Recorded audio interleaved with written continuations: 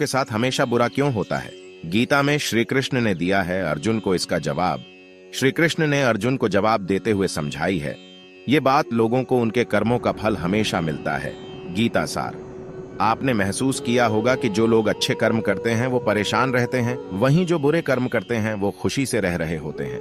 अच्छे कर्म करने वाले परेशान होते हैं कि आखिर उन्हें इतनी परीक्षा क्यों देनी पड़ रही है, जबकि जो अधर्म की राह में हैं वो खुश हैं और जिंदगी का लुत्फ उठा रहे हैं। अगर आपके मन में भी ये सवाल आया है तो आज हम आपको इसका जवाब देंगे। ये जवाब वो है जो भगवत गीता में लिखा है और श्री कृष्ण ने अर्जुन को दिया था।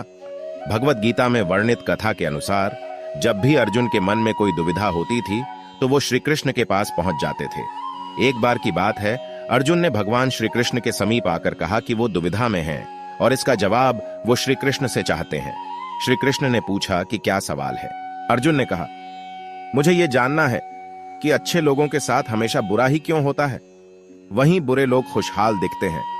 अर्जुन के मुंह से ऐसी बातें सुनकर श्री कृष्ण मुस्कुराए और कहा, मनुष्य जैसा सोचता है और महसूस करता है वैसा कुछ नहीं होता है, बल्कि अज्ञानता की वजह से वो सच्चाई नहीं समझ पाता है। अर्जुन उनकी ये बात समझ नहीं पाए। इसके बाद श्री कृष्ण ने क्या कहा वो जानते हैं।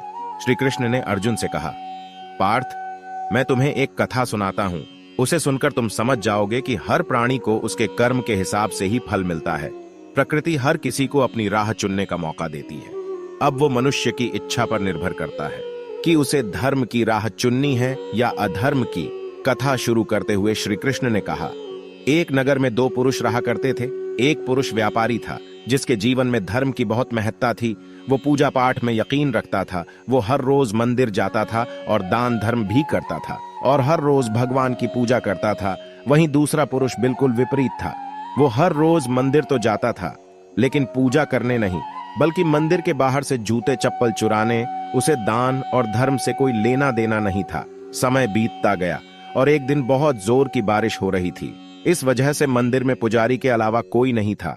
ये बात जब दूसरे पुरुष को पता चली तो उसने कहा कि ये सही मौका है मंदिर का धन चुराने का।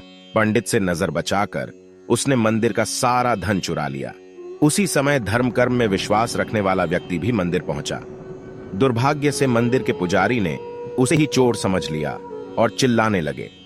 वहां लोग एकत्र हो गए और उसे बहुत मारा।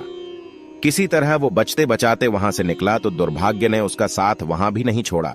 मंदिर के बाहर वो एक गाड़ी से टकरा गया और घायल हो गया। फिर वो व्यापारी लंगड़ाते हुए घर जाने लगा तो रास्ते में उसकी मुलाकात उस पुरुष से हुई जिसने मंदिर से धन चुराया था। उसने कहा, आज तो मेरी किस्मत चमक गई, एक साथ इतना सारा धन मिल गया। ये सब देखकर उसे बहुत बुरा लगा और उसने अपने घर से भगवान की सारी तस्वीरें निकाल दी। कुछ सालों बाद दोनों पुरुषों की मृत्यु हो गई। मरने के बाद जब दोनों यमराज की सभा में पहुंचे और भले पुरुष ने दूसरे व्यक्ति को देखा तो उसे बहुत गुस्सा आया। उसने क्रोधित होकर यमराज से पूछ ही लिया, मैं तो हमेशा अच्छे कर्म करता था, दान में विश्वास रखता था, उसके बदले जीवन भर मुझे अपमान और दर्द ही मिला और इस व्यक्ति को नोटों से भरी पोटली। आखिर ऐसा भेदभाव क्यों? इस पर यमराज ने कहा, पुत्र, तुम गलत समझ रहे हो। जिस दिन तुम्हारी गाड़ी से टक्कर हुई थी वो दिन तुम्हारे जीवन का आखिरी दिन था, परंतु तुम्हारे अच्छे कर्मों की वजह से तुम्हारी मौत सिर्फ एक छोटी सी चोट में बदल गई। तुम इस दुष्ट व्यक्ति के बारे में जानना चाहते हो।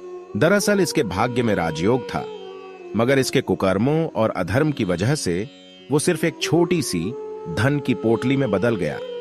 कथा सुनाने के बाद श्री कृष्ण अर्जुन से कहते हैं, पार्थ, क्या अब तुम्हें तुम्हारे सवाल का जवाब मिल गया? ऐसा सोचना कि भगवान तुम्हारे कर्मों को नजरअंदाज कर रहे हैं, ये बिल्कुल भी सत्य नहीं है। भगवान हमें कब क्या किस रूप में दे रहा है मनुष्य को समझ में नहीं आता है, मगर आप अच्छे कर्म करते रहें तो भगवान की कृपा हमेशा बनी रहती है। इसलिए अपने अच्छे कर्मों को बदलना नहीं चाहिए, क्योंकि उसका फल हमें इसी जीवन में मिलता है।